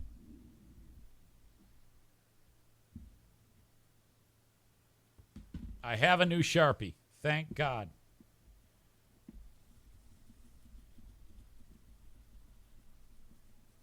Thank you to My Policy Shop Insurance. The lady from the start of the show with $2 million in medical bills definitely did not have health insurance. There's no way. If you are without health insurance, don't be like lady at KFC. Get health insurance. Well, I can't afford it. Yes, you can. You just haven't explored it appropriately. That is a myth. The one thing the government has not done a good job of is publicizing healthcare.gov. That's how I insure my family. This is how it works. I've got insurance for Eric, Diana, Madison. I don't need it for Jackie. I don't need it for Jim. They're on their own plans. They're becoming adults now. Madison's still a student. She can get insurance till she's 26 years old from your old pal, Eric Zane. You pick out the insurance plan. Frank will pick it out for you. And you pay some of the premium. The federal government pays for most of it. It's a tax subsidy. So the amount of money you pay is set up so that you won't break the bank and you will get health care. And not garbage health care, great health care. The health care I have now is the best health care I've ever had. Okay? You pick the policy that's right for you. This is better than if you have workplace insurance. Because at workplace insurance, when you have your workplace insurance, basically your boss is like, he's going to cut corners where he can. So you're not going to get the best policy. Okay? If you want more information about how this works, if you're self-employed, in between jobs, or your employer does not offer insurance, you must reach out to Frank. Call or text 616-914-4070. The enrollment period is right around the corner. Reach out to him now. Or go to buyinsurancehere.com. Everything he does is free, costs you no money. All you have to lose is your life because you're going to be $2 million in debt. Don't make that mistake. Get a health insurance policy. He's also the Medicare Advantage Plan / Social Security expert. If you or someone you know or love is getting set to turn 65 or is already 65, they need a checkup on these entitlements that they take advantage of. So do it. And please mention my name. He's getting a little worried because he hasn't heard from an audience member asking to utilize the services. So this is important that you do that. Thank you, thank you, thank you. Finally, comedy at fullhousecomedy.com. Go to their website, fullhousecomedy.com, and buy tickets for any of the upcoming shows. You've got comedy usually every week, Thursday to Saturday. Josh Blue is very, very funny. He is in town this week. Thursday, he is at the Park Theater. Friday, Grand Rapids Comedy Club, part of Creston Brewing. And then he is there for the rest of the week. Thursday, Park Theater. Friday, Saturday, Grand Rapids Comedy Club. I take that back. He's next week. There aren't shows this week. My apologies. He's here Thursday, the 29th of September, and then Friday, the 30th, and then Saturday, October 1st. FullHouseComedy.com. Today's Asshole of the Day. Nominations. Kenny now picking a fight with Amanda. Only rich people should go to KFC per Amanda.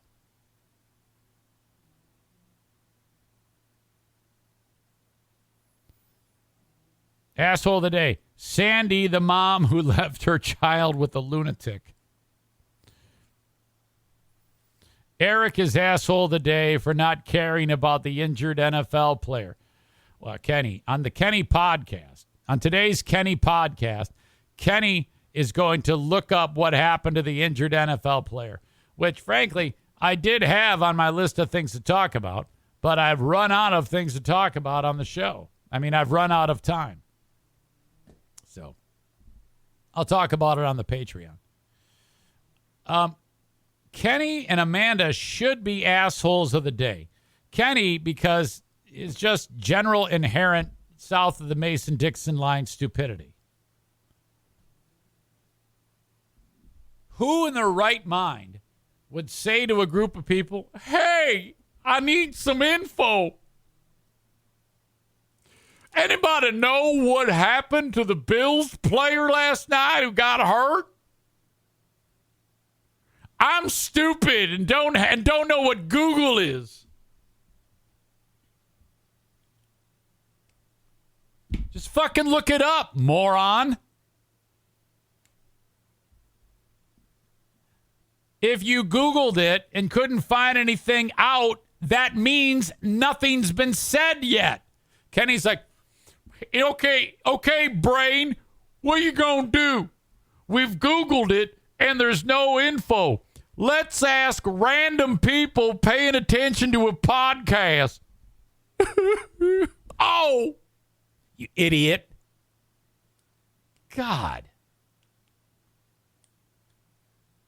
Such a fucking dummy.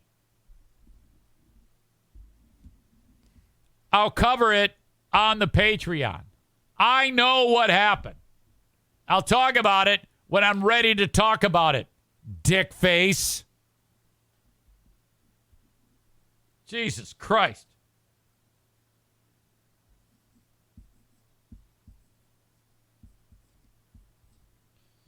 Sandy the mom is asshole of the day for leaving her 5-year-old alone with a guy who cut his leg off. There you go. Sandy, congratulations. You've won asshole of the day. Ram says, we are Kenny's friends, unlike you, Eric. I'm absolutely Kenny's friend, and I'm your friend, too. And you're just a fucking Indian Armenian troll. So shut up and eat 900 to finish the show. You fucking half-breed. Shut up. By the way, you guys notice that on my state flag of Tennessee, I have blurred out 2 of the names and blacked out the name Zaniacs. Oh, thank God, too. So that means that the combined weight of those 2 names is down about 1,500.